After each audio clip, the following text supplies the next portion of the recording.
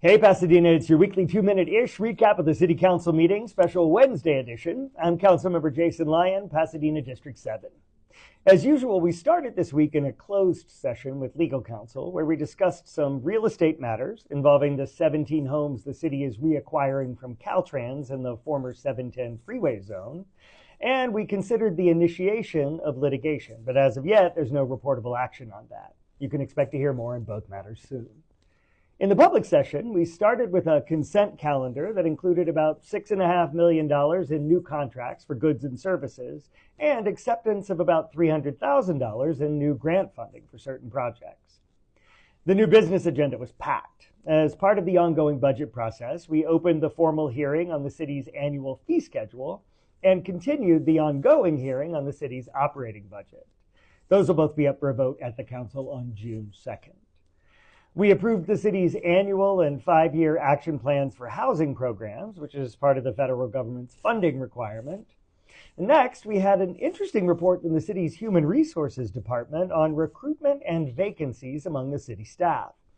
Under a new state law, that report will become an annual feature.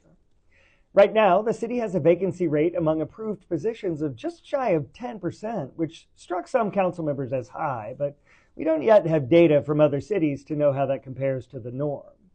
The reasons for the vacancies range from the timing of normal attrition and turnover to long onboarding processes for some positions, and in some cases to lack of qualified candidates.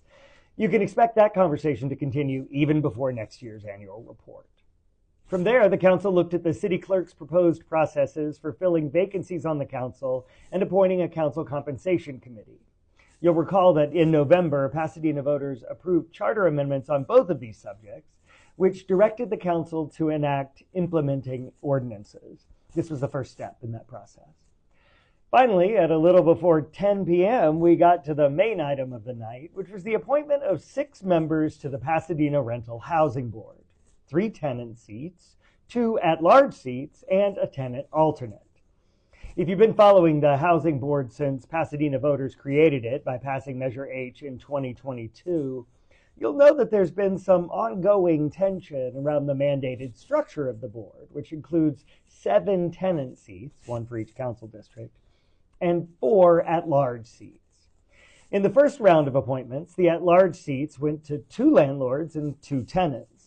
As it happens, the 2 seats held by the tenants were up for reappointment this time, and neither tenant was available to continue in that particular seat. One moved into a district seat, and the other decided to step down, so both at-large seats were open. This time, after reviewing more than a dozen candidates, the council appointed 1 landlord, who's also a tenant, and a realtor to the at-large seats in an effort to make sure there are lots of different perspectives and experiences at the table for this important work. As always, if you have questions, email me at jlyon@cityofpasadena.net.